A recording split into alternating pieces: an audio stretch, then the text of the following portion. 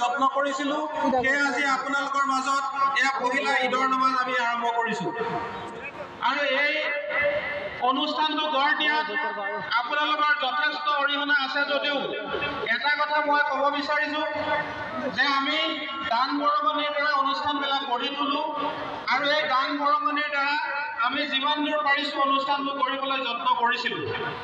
এই ক্ষেত্ৰত যথেষ্ট বাধাৰ সন্মুখীন হৈছোঁ যদিও আপোনালোকক এটা কথা আজি মই অনুৰোধ কৰিব বিচাৰিছোঁ, যিহেতুকে আমি 10খন সমাজৰ দ্বাৰা গঠিত এই ঈদগাহ ময়দান আজি আপোনালোকৰ কৃপাত এইখিনি হৈছে, মোৰ হিচাপে আৰু যথেষ্ট হ'ব লাগিছিল।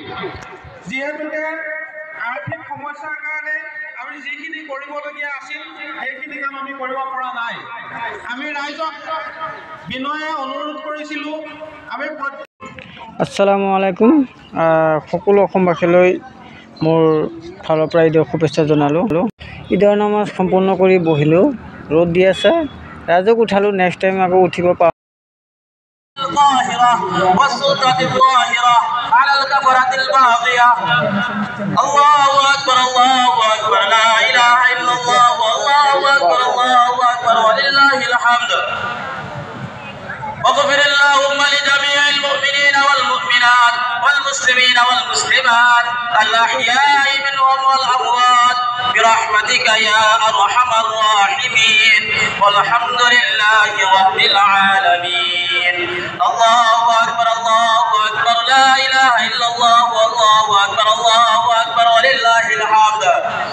أعوذ بالله من الشيطان الرجيم. إن الله يأمر بالعدل والإحسان وإيتاء ذي القربى وينهى عن الفحشاء والمنكر والبغي يعظكم لعلكم تذكرون. واذكروا الله يذكركم وادعوه يستجب لكم ولذكر الله تعالى أعلى وأولى وأعز وأجل وأهم وأتم وأكبر.